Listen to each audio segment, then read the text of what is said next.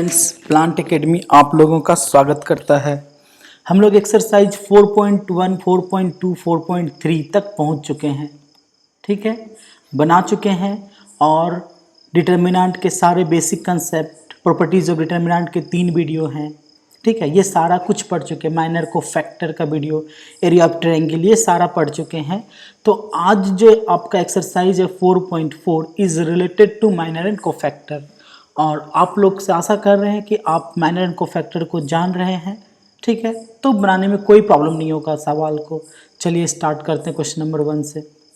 ये रहा question number 4.4 का पहला क्वेश्चन।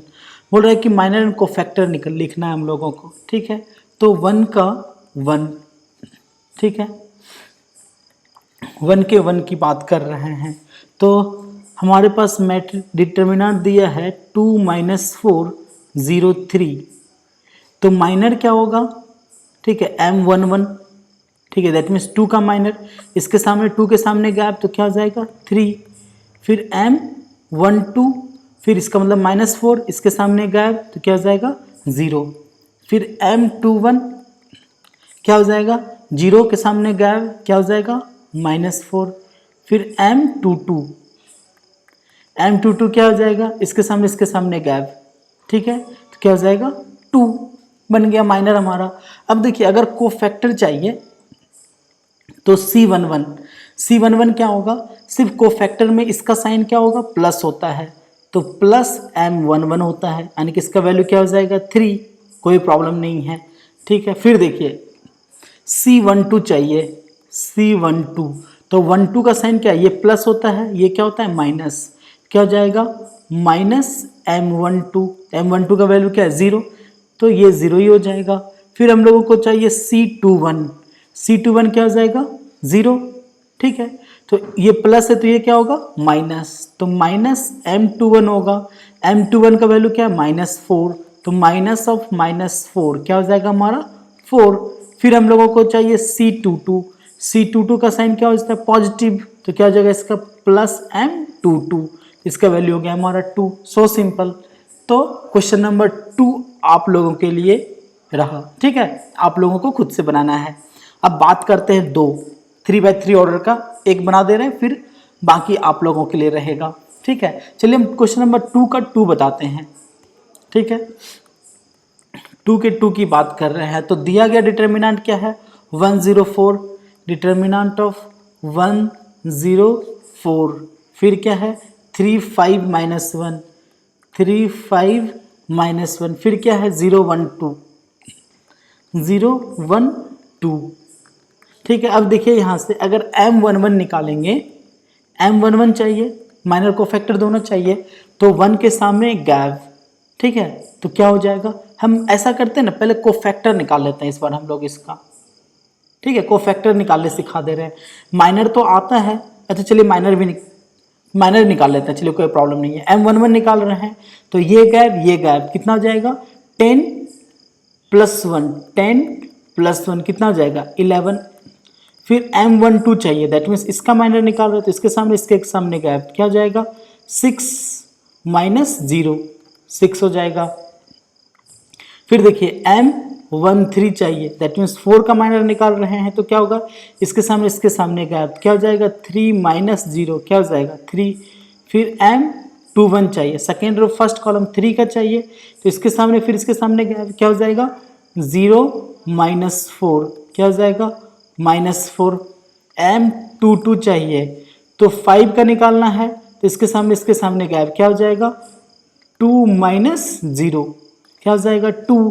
फिर M23 चाहिए, क्या हो जाएगा -1 का निकालना है, फिर -1 के सामने का एलिमेंट गायब हो जाएगा, तो क्या हो जाएगा 1 - 0, 1 हो जाएगा। Similarly M31, M32 and M33, ये आप लोगों के लिए होमवर्क रहा। ठीक है, अब बात करते हैं हम लोग C11 की, ध्यान दीजिएगा, यानी कि कोफैक्टर निकालना है, तो इस बार हम माइनर के हेल्प से नहीं निकालते, हम डायरेक्ट बता रहे हैं कि अगर डायरेक्ट कभी निकालना पड़े कोफैक्टर तो क्या करेंगे। C11 दैट मीन्स 1 का चाहिए, तो इसका अपना साइन प्लस होता है, तो प्लस लिख लिए। ठीक है, फिर 1 के सामने गैप, फिर 10 + 1 कितना हो गया 11। फिर C12 मतलब 0 का चाहिए, तो ये प्लस होता है तो ये क्या हो गया माइनस, दैट मीन्स ये माइनस हो जाएगा। फिर इसके सामने, फिर जीरो के सामने गैप कितना हो जाएगा 6 माइनस 0 क्या हो जाएगा हमारा -6। फिर C13 चाहिए, दैट मीन्स 4 का चाहिए तो इसका अपना साइन प्लस होता है तो प्लस लिख लिए। फिर 4 के सामने गैप तो क्या हो जाएगा 3 माइनस 0 क्या हो जाएगा 3।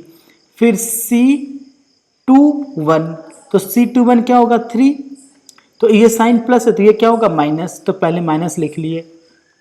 फिर 3 के सामने गैप हो जाएगा, ओके पहले इसको हटा दे रहे हैं ताकि आपको प्रॉब्लम ना हो, ठीक है ध्यान दीजिएगा। फिर क्या होगा 21 जब निकालेंगे तो 3 के सामने हमारा गैप हो जाएगा तो क्या हो जाएगा ये 0 माइनस 4 सॉल्व करके क्या हो जाएगा +4। फिर C22 चाहिए तो 22 क्या हो जाएगा 5 की बात करेंगे तो ये क्या था हमारा प्लस माइनस था तो अब ये क्या हो जाएगा प्लस, तो पहले प्लस लिख दिए। अब 5 के सामने गैप क्या हो जाएगा 2 माइनस 0 तो 2 माइनस 0 क्या हो जाएगा 2। फिर C23 क्या हो जाएगा ये प्लस है तो ये क्या हो जाएगा माइनस, ठीक है। फिर क्या होगा इसके सामने गैप क्या हो जाएगा 1 माइनस 0 क्या हो जाएगा हमारा -1। फिर C33 निकालेंगे तो क्या होगा ये प्लस है तो ये क्या होगा माइनस लिख दिए। फिर इसके सामने गैप क्या हो जाएगा ये 1 माइनस 0 क्या हो जाएगा -1। ओके आशा करते हैं कि समझ में आ रहा होगा आप लोगों को, ठीक है। ये 2 3 रहा होगा, ठीक है 2 3 रहा होगा ये। अब आप लोगों के लिए रहा C31 बनाना, C32 और C33, ये आप लोगों को खुद सॉल्व करना है, ठीक है। हम 2 का 2 बता चुके हैं, 2 का 1 आप लोगों के लिए रहा, ओके। चलिए आते हैं फिर क्वेश्चन नंबर नेक्स्ट 3 में। बोल रहा है using cofactor of elements of second row evaluate this, ठीक है। देखिए कोफैक्टर को यूज करके हम लोगों को इसका वैल्यू निकालना है। तो हम लोग जानते हैं कि किसी डिटर्मिनेंट का वैल्यू पहले हम बता रहे हैं कि अगर ये A11 A12 A13 हो, फिर A21 A22 A23 हो, ठीक है, फिर A31 A32 A33 हो, ठीक है। अगर हम लोग इसका वैल्यू सेकेंड रो के अलॉन्ग चाहिए तो देखिए क्या होता है इसका वैल्यू A21, ठीक है, A21 इंटू देखिए A21 into C21 plus that means element into cofactor determinant का वैल्यू होता है।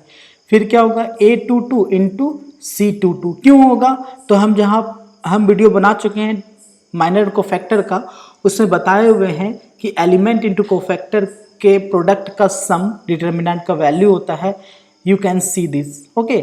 फिर यहाँ क्या हो जाएगा A23 into C23, this will be the value of this determinant. अब देखिए तो हम लोगों को इस डिटर्मिनेंट का वैल्यू चाहिए, तो सिंस 5 3 8 2 0 1 1 2 3 इस डिटर्मिनेंट का वैल्यू चाहिए, ओके। तो सबसे पहले हम लोगों को क्या चाहिए C21, तो इसका साइन प्लस होता है, इसका साइन क्या होगा माइनस, तो माइनस रख लिए। फिर इसके सामने गैप कितना हो जाएगा 9 माइनस, जल्दी से बताइए 9 माइनस 16 कितना हो जाएगा 7। फिर C22 तो ये प्लस हो जाएगा साइन, फिर ये 22 क्या है 0, इसके सामने गैप, फिर कितना हो जाएगा 15 माइनस 8 7। फिर C23 प्लस के बाद फिर क्या हो जाएगा माइनस, कितना हो जाएगा ये फिर 10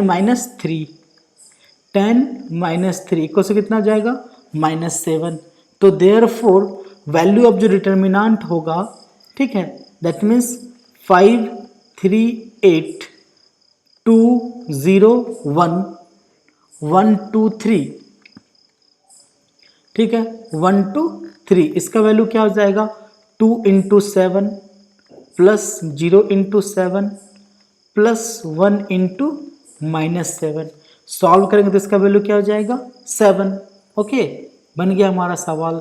अब देखिए using cofactor of elements of third row column, तो तो थर्ड रो कॉलम के अनुसार चाहिए, दैट मीन्स इसके अनुसार चाहिए हम लोगों को वैल्यू। तो इसका वैल्यू क्या हो जाएगा, हम लोगों को पता है ए, जल्दी से बताइए, 13 तो C13 plus A23 C23 plus A33 C33 इस डिटर्मिनेंट का वैल्यू हो जाएगा। So simple. ओके, तो आशा करते हैं कि आपसे ये बन जाएगा। फिर आते हैं क्वेश्चन नंबर 5। ये तो हम लोगों को आता ही है कि अच्छा ये डिटर्मिनेंट दिया हुआ है तो इसका वैल्यू क्या होगा। 11 है तो A31 लिख दिया, ये तो होगा नहीं।